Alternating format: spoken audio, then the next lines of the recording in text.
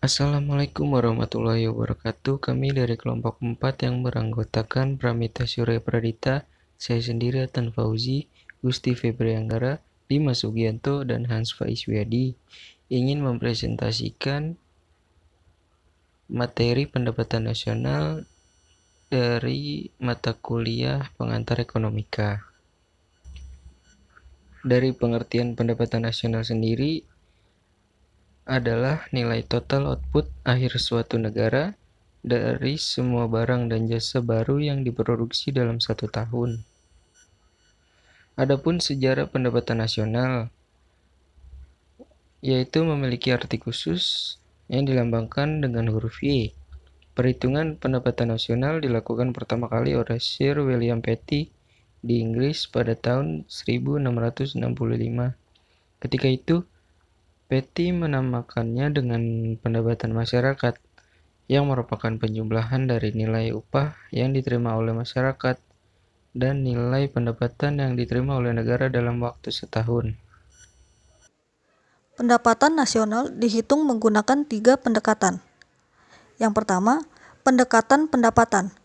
Perhitungannya dilakukan dengan menjumlahkan seluruh pendapatan dimulai dari upah, sewa, bunga, hingga laba yang diterima oleh rumah tangga konsumsi dalam suatu negara pada satu periode tertentu. Hal ini sebagai bentuk balasan terhadap faktor-faktor produksi yang diberikan kepada perusahaan. Yang kedua, pendekatan produksi. Cara menghitungnya dilakukan dengan cara menambahkan seluruh nilai produk berupa jasa atau barang jadi yang dihasilkan oleh suatu negara dari bidang agraris, industri, jasa, ekstraktif, dan niaga. Yang ketiga, pendekatan pengeluaran. Sementara untuk pendekatan ini dihitung dengan cara menjumlahkan seluruh pengeluaran untuk membeli barang dan jasa yang diproduksi dalam suatu negara pada satu periode tertentu. Pengeluaran yang dimaksud adalah yang berasal dari pelaku kegiatan ekonomi negara, seperti rumah tangga, pemerintah, pengeluaran investasi, dan hasil selisih antara nilai ekspor yang telah dikurangi nilai impor. Saya akan menjelaskan tentang tujuan dan manfaat perhitungan pendapatan nasional, yaitu yang pertama dengan tujuan yaitu mengetahui kemampuan dan pemerataan perekonomian masyarakat dan negara, dan yang kedua memperoleh taksiran yang baik tentang nilai barang dan jasa dalam satu tahun, dan yang ketiga membantu pemerintah dalam perencanaan dan pelaksanaan program pembangunan, dan yang keempat mengkaji dan mengendalikan faktor-faktor yang mempengaruhi perekonomian negara. Dan manfaat perhitungan pendapatan nasional yaitu mengetahui tingkat kemakmuran suatu negara, mengevaluasi kinerja perekonomian dalam skala tertentu, mengukur perubahan perekonomian suatu negara secara berkala, memudahkan dalam membandingkan kinerja ekonomi dari setiap sektor, dan sebagai indikator kualitas hidup masyarakat di suatu negara untuk perbandingan kinerja antar negara, dan sebagai indikator perbandingan kualitas standar hidup antar negara, sebagai indikator dan perbandingan tingkat pertumbuhan ekonomi dari waktu ke waktu. Dan yang terakhir yaitu perbandingan pertumbuhan ekonomi dan kekayaan dari suatu negara. Konsep pendapatan nasional. Yang pertama, produk domestik bruto atau GDP.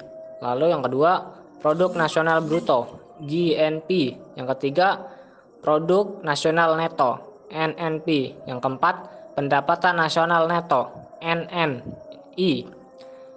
Lalu yang kelima, pendapatan perseorangan, PI. Yang keenam, pendapatan yang siap dibelanjakan. Lalu rumus perhitungan konsep pendapatan nasional. Produk domestik bruto, GDP, rumusnya pendapatan masyarakat DN dalam negeri ditambah pendapatan asing DN. Lalu rumus produk nasional bruto GNP, pendapatan WNI dalam negeri ditambah pendapatan WNI luar negeri dikurangi pendapatan asing. Lalu rumus produk nasional neto GNP dikurangi depresiasi. Yang kelima, pendapatan nasional neto NNP dikurang pajak tidak langsung. Lalu yang keenam, pendapatan perseorangan PI NNI dikurang pajak perusahaan, dikurang iuran, dikurang laba ditahan, ditambah transfer payment. Lalu yang keempat, pendapatan yang siap dibelanjakan sama dengan PI dikurangi pajak langsung. Saya akan menjelaskan faktor yang mempengaruhi pendapatan nasional. Yang pertama ada permintaan dan penawaran agregat. Permintaan merupakan daftar dari keseluruhan barang atau jasa dengan berbagai tingkat yang akan dibeli oleh berbagai sektor ekonomi. Sedangkan penawaran berfungsi untuk memperlihatkan hubungan antara keseluruhan penawaran barang atau jasa pada suatu tingkat harga yang akan ditawarkan oleh perusahaan. Yang kedua ada konsumsi dan tabungan. Konsumsi adalah pengeluaran total untuk memperoleh barang dan jasa dalam suatu perekonomian dalam jangka waktu setahun, sedangkan tabungan adalah bagian dari pendapatan yang tidak dikeluarkan oleh konsumsi. Yang ketiga ada investasi.